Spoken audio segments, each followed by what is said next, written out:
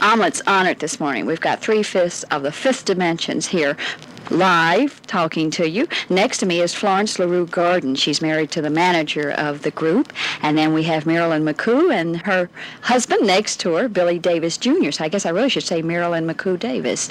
Are you sensitive about the correct last names, Marilyn? Yes, because at the time that, Florence and I got married approximately 2 months apart, and Florence started going by her married name, and I wanted to still go by my single name.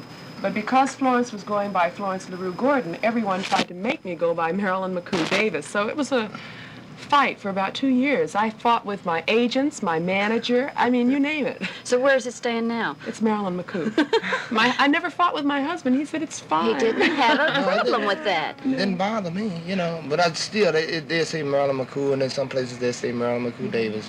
You fight it so long until it just don't really. You don't worry about it. You're such a fantastic group, and your act has so much class to it. I read a recent interview in Soul magazine where someone tried to pin you down to ask you whether it was black music, soul music, rock, or so forth. And I thought your answer was really interesting. Billy, you want to refresh what you said, that you don't want to be classified?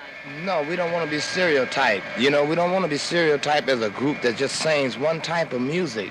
Because myself personally, I think most of the group feels the same way, is that all music has soul, you know, and how can you define soul? You know, what is it? You know, it's something that comes from the heart, really. I think it's the artist that either gives the music soul or does not give the music soul. I think that's where the basic difference comes in. How do you go about picking what you do? You have such a great success with it. Do you fight over it or discuss it a lot among yourselves? That's the wrong phrase there. No. How do you go about it? It's pretty much a group decision. Almost everything we do is pretty much a group decision. Our producer receives a lot of songs from songwriters, and sometimes we receive songs. And we get together and listen to the music and see if we like it, and we decide how we're going to perform it, and we record it. We recently had an interview with Mac Davis, and he was talking about some of the associates, his close associates, could tell right away when something was really going to click or not. Are you all that gifted? Can you tell, or does somebody around you can say, hey, this is going to be it? Unfortunately, no. We stick them out and see what happens. Right, because a lot of times we all like songs, and but that's our own personal taste, and it'll get out there and it won't do what we feel, yeah. Just for instance, like Up and Away, we say, oh, that's too pretty. And, you know, and it just kept going, you know, just like a balloon, you know. Yeah. You have such a great selection, and you have such a background in music, because you played, the violin for some 9 years, you and piano, and another member of the group, Ron, had a great interest in opera. Right. And hasn't that really added to your wide variety and selection? It had to be a help. So. Yes, sure. It's helped us in learning music and understanding harmonies and things like that. I wish we had more background in singing. Oh, you don't need it. You know, I said earlier when I introduced you what a close-knit group you are, because you two are married. You're married to the manager, and the other two guys, I think, are cousins or related. Right. Does Yeah. this is an advantage or sometimes a disadvantage? And not only it's an advantage, really. And not only that, the three fellas grew up in St. Louis together, and we've been knowing each other from kids, you know. So that makes it really nice. It's more like brothers, you know. Actually, I don't think it's too much of an advantage being married to the manager, because Why not? first of all, he doesn't travel with us like most people think. And second of all, when there are decisions to be made, it's, you know, this is my husband, I'm influenced, and am I really making an honest decision? It's very difficult. I wanted to, you look very casual today. I like your getup, but I'm thinking about some of those outfits you wear when you're performing. Do you have a hand in the costumes that are designed for you? Well, we have a designer right now, Michael Travis, is doing most of our work, who presents sketches to us, and we look them over, see what we like about them, see if we like the theme. And if there are individual changes to be made, first we okay the theme, and then each one of us gets with him individually and straightens out what he or she does not like about their own particular outfit. So we do select the outfits that are going to be made, and sometimes we give the designer an idea for a new theme, too. Are there any disadvantages to working so closely with your husband, Marilyn? I haven't found any. I understand a lot of people a lot of people have come to me and said, I don't think I could work so closely with my husband. I don't think I could see him 24 hours a day. But I think with Billy and me, it works out better because we really have gotten to know each other. There are no pretenses about the way we are. Like, we know each other's selfishnesses and things like that.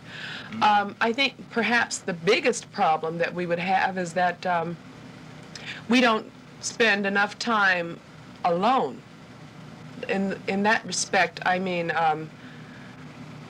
sometimes if I have to go to a city by myself, I feel sort of funny because I've always had my husband with me, and I realize that I'm a little too sheltered, and I really need to be by myself sometimes just to get out there and see what it's all about. What it's all about. That's brought up another topic. I was listening to your latest album, Living Together, Growing Together, in which all of you at one time or another have different parts, solo parts. Does this ease the tension as far as individual identity is concerned within the group, or are you very conscious of that, or Yes, we giving are everybody a conscious of part? it. Yes, I think it does help. We try to spotlight each member of the group as much as we can on our albums, and very much so on the stage, because each one of us was interested in performing before the group got together.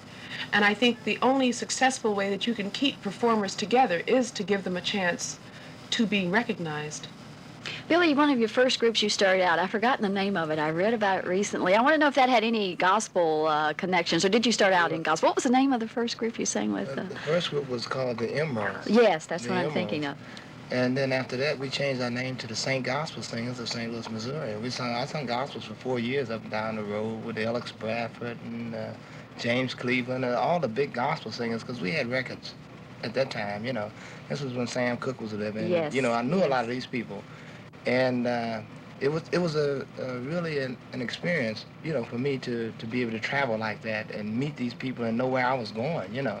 And then all of a sudden we changed back to singing blues songs or pop. Was this because of the more, financial gain? Yeah, right, because, you know, during that time, you know, you get what you could, you know, when you could, you know. So for the financial reasons, we switched back and group after group, and, you know, club after club, and I said, hey, let me get out of St. Louis and go somewhere else, and I went to California and just started And then you meet up with some guys from St. Louis. Yeah, and I tried to get away from them, and then end up right back with the same nuts, you know? Well, Marilyn, you were with one of the guys in the group, too, weren't you, for a long time? Lamont, is Right. that correct? Well, actually, when that group first started, Lamont, Ron, and I were in the group. And Ron felt like the group was going nowhere fast, so he dropped out. And we stayed together for about 2 years. We toured with Ray Charles on the road for about 3 months. And Ron was right. We went nowhere fast. The group broke up. I went back to school and finished up, got my degree, and right after that, this group was formed. How do you view yourselves? You know, everybody mobs you for autographs. Do you feel you are, how would you classify yourself?